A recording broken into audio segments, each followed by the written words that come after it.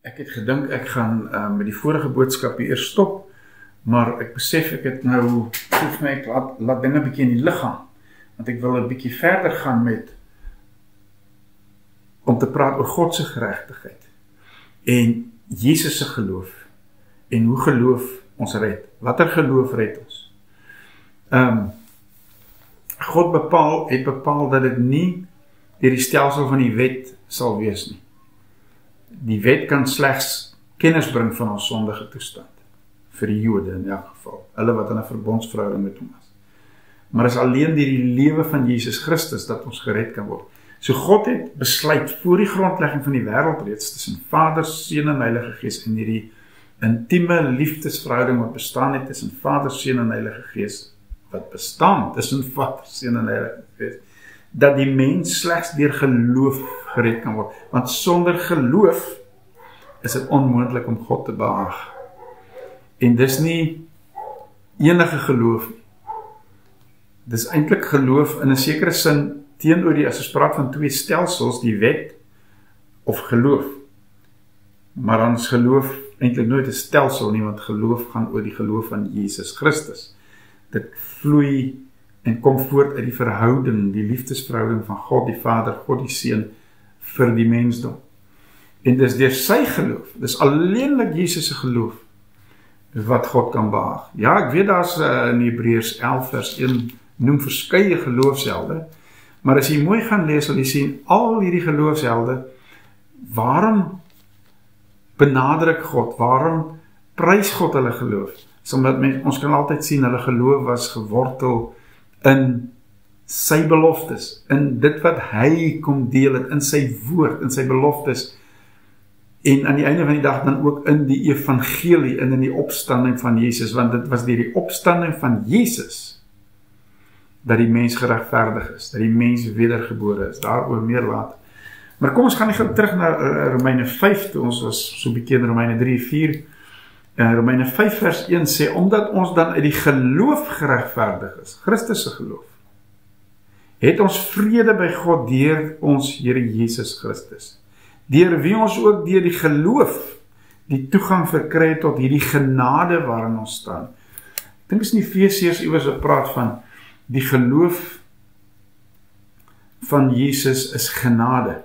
Om te glo is genade, want dis Jesus se geloof aan die einde van die dag, die geloof wat ons red, wat vir ons openbaring van genade bring, maar daaroor meer later. Hy sê aan ons roem in die hoop op die heerlikheid van God. En dan gaan hy aan en hy kom en hy sê in vers 7, vers 6, want toe ons nog swak was, het Christus op die regte tyd vir die goddelose gesterwe. Nou ek wil nou vir u wys dat dit gaan alles oor Jesus se geloof. Daardie geloof was in aksie en het dinge bereik lank voordat ek en jy gebore is. Nevermind kon glo. Want toe ons nog swak was, het Christus op die regte tyd vir die goddelose gesterf. Want nouliks sal iemand vir 'n regverdige sterwe. Vir 'n goeie mens sal iemand miskien nog die moed hê om te sterwe. Maar God bewys sy liefde tot ons daarin dat Christus vir ons gesterf het toe ons nog sondaars was. God het na hierdie wêreld gekom, so lief het God die wêreld gehad, dat hy sy enige gebore seun gegee het. Kyk, daar is die lam van God, sê Johannes die Doper, wat die sondes van die wêreld wegneem. Wanneer het dit gebeur? Op grond van my en jou geloof? Op grond van daardie groot bekeringspreek van pastoor Silvertong?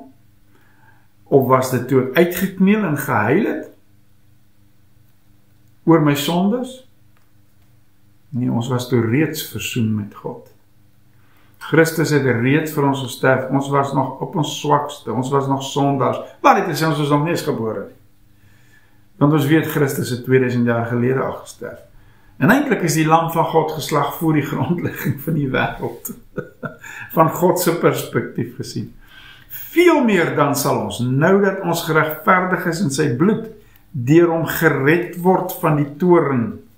Want as ons terwyl ons nog vyande was, luister baie mooi, as ons terwyl ons nog vyande was met God versoen is, deur die dood van sy seun, veel meer sal ons deur sy lewe gered word, nou dat ons versoen is.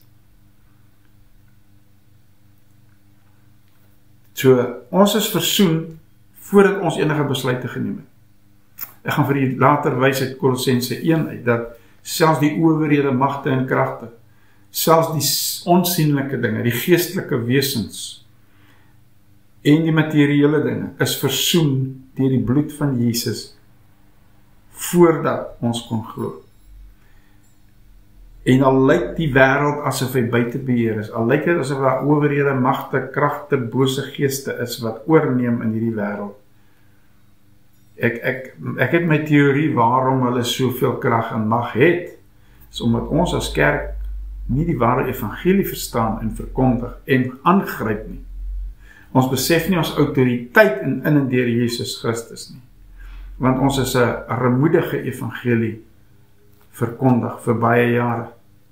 Maar Christus het vir ons gesterf terwyl ons nog sondaars was. En dit is slegs sy geloof, Jesus se geloof, wat goed genoeg was. Ek wonder of ek tyd het om vinnig na Hebreërs 11 vers 1 toe te Hebreërs 11 toe te gaan en te wys vir u hoe werk dit.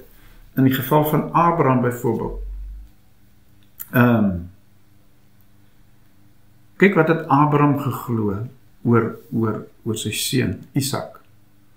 Deur die geloof het Abraham, toe hy op die proef gestel is, Isak geoffer. Ja, hy wat die beloftes ontvang het sy eniggebore geoffer, aan wie gesê is, in Isak sal jou nageslag genoem word, want hy het gereken dat God mag het om selfs uit die dode op te wek, om hom uit die dode op te wek. Ek gaan meer daaroor praat. Abraham het 'n visie gehad van die evangelie. God het vir hom gewys, ek gaan my seun opwek uit die dood, en op grond daarvan het Abraham ook geloof gehad om sy seun te offer. Maar meer daaroor in 'n volgende aflewering.